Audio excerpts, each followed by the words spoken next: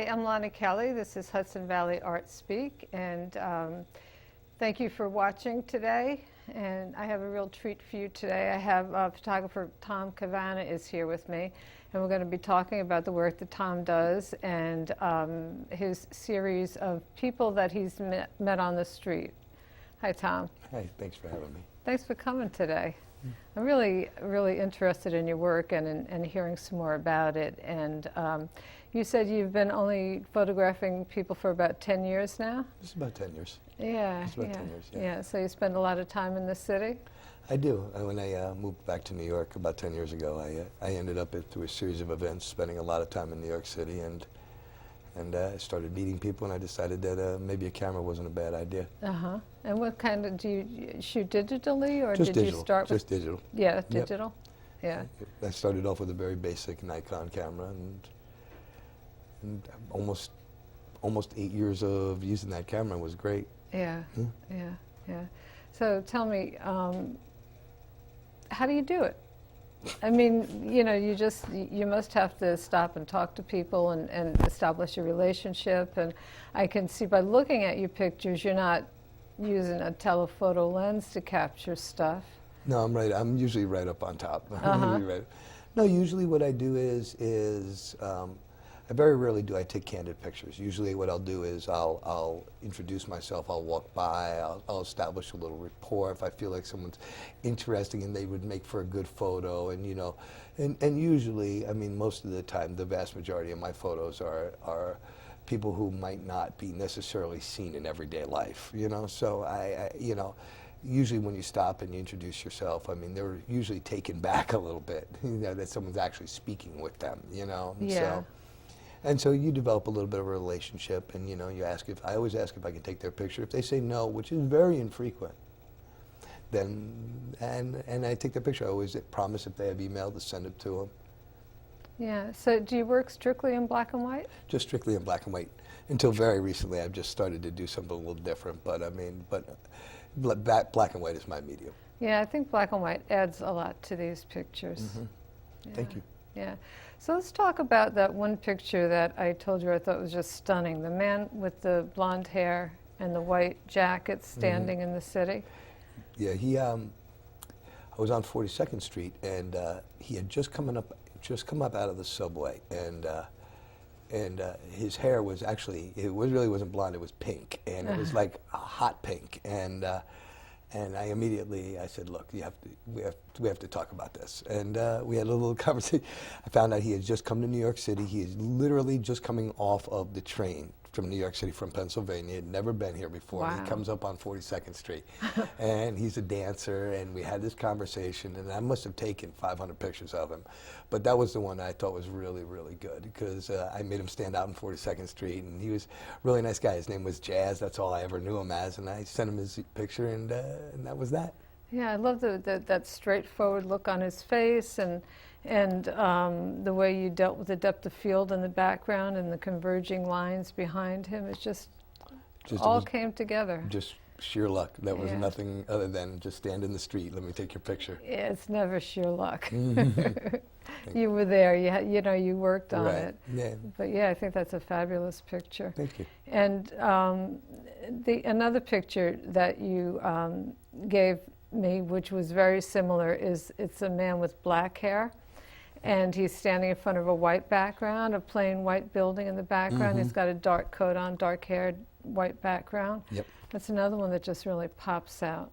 Usually what I do when I take portraits of people in the street is I really am just, it's not anything scientific. It's just something that I look for in the eyes. I look for some type of emotional connection. I mean, those are the pictures that stand out to me when you look at people's photos. I mean, the people that can you identify with the picture? Right. Can you identify with the emotion? Can you see it what it is? Do you wonder what's the story? You know, really, do you wonder what the story is? You know, that's what I always hope for. Yeah, that's kind of the magic. Yeah. You know, get people to think, what's the story behind the picture? And I love when people will look at something that I did and tell me a different story. Completely different story, or tell me an experience that they have that